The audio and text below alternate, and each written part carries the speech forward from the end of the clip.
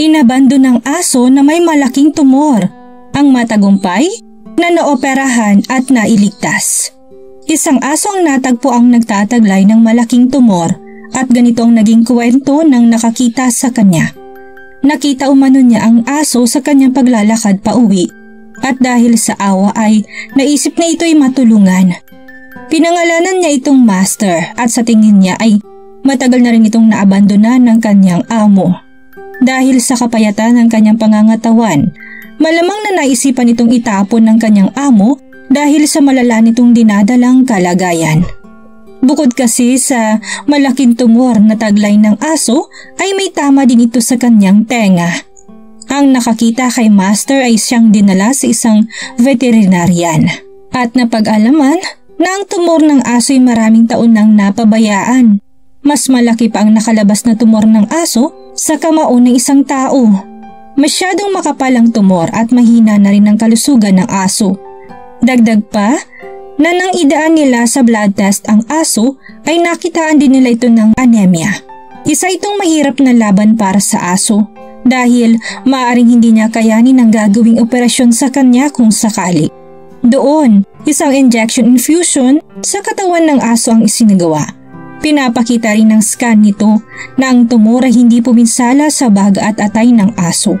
Kinumpirma ng doktor na ang tumor na taglay ng aso, bagamat malaki man ay hindi cancerous. Ganun pa man, ay hindi pa rin inaalis ng doktor ang posibilidad na ito'y maging isang malignant. Kinailangan ng aso ang tuloy-tuloy na infusion sa pamamagitan ng injection para hindi na lumala pa ang sitwasyon. Sa laki ng tumor ay malamang na-absorb na nitong nutrisyong sa katawan ng aso.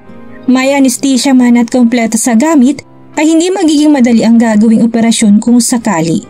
Ang ugat ng tumor ay masyadong malalim na pwedeng maging dahilan ng malalang surgical bleeding. Lalo na't meron itong anemia ay madali sa aso na mamatay dahil sa kakulangan ng dugo. Sinuri ng doktor ang paligid ng tumor at labis itong pinag-aralan ng mabuti. Ang alisin ito ay hindi madali ayon sa doktor at kinakailangan ng masidhing pag-iingat.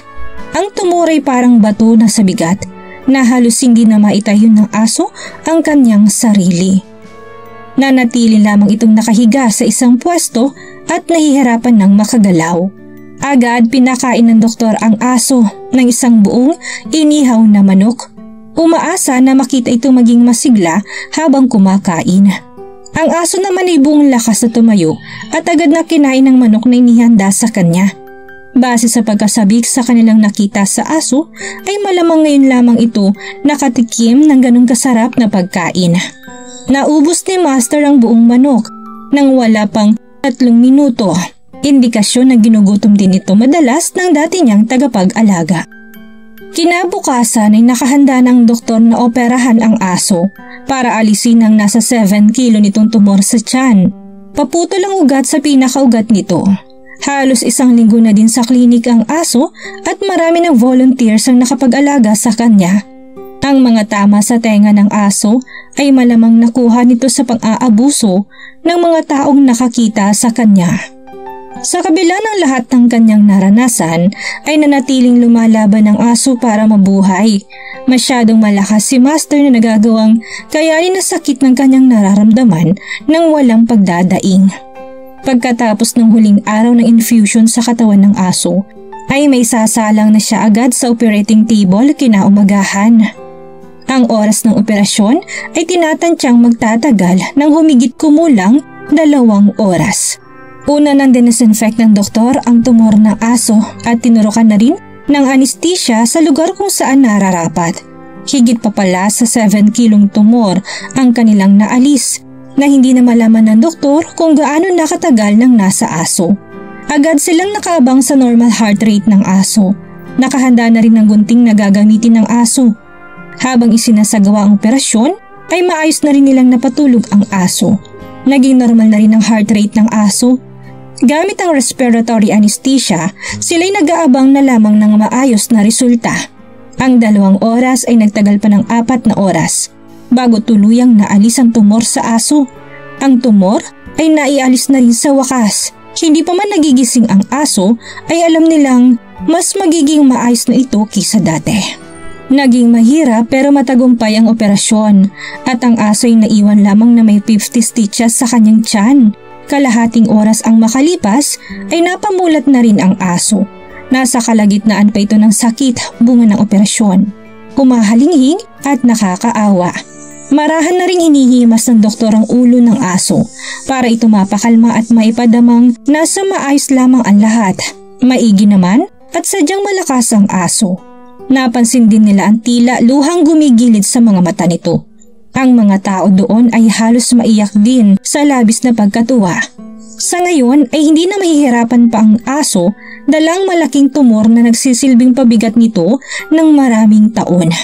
Tsak sila na magiging maayos rin ang kalagayan ni Master at yun nga ang nangyari. Ang mental state ng aso ay naging mabuti matapos ang operasyon. Narelax na ng husto ang buong pangangatawan ni Master. Binigyan pa nila itong muli ng buong inihaw na manok para makain. Kailangang maingatan ng aso hanggat hindi naghihilom ang kanyang mga tahi. Ang 30 cm tahi na lang ng aso ang kanilang binibigyang pansin. Nililinis nila ito palagi at pinapahiran ng gamot para sa mas mabilisang paghilom. Sinisigurado nila na wala ng impeksyong matitira sa kanya at ang mental state niya ay magiging maayos. Mas nakakatulog na ngayon ng komportable ang aso at mapapansin mo sa mga mata nito ang labis na kasiyahan. Isipin mo na lang kung kayo ang makakaranas ng kanyang pinagdaanan. Ang tumor na naalis sa kanya ay nagsilbing bangungot sa kanya ng matagal na panahon. Nagawang mailigtas ang aso sa tulong ng mga rescuers at doktor na nag-opera sa kanya at nag-alaga.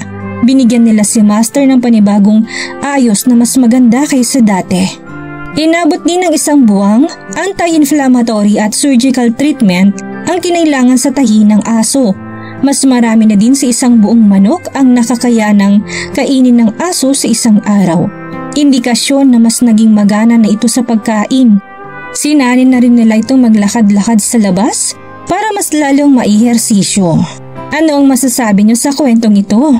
May alam ba kayong ibang storya na kagaya nito?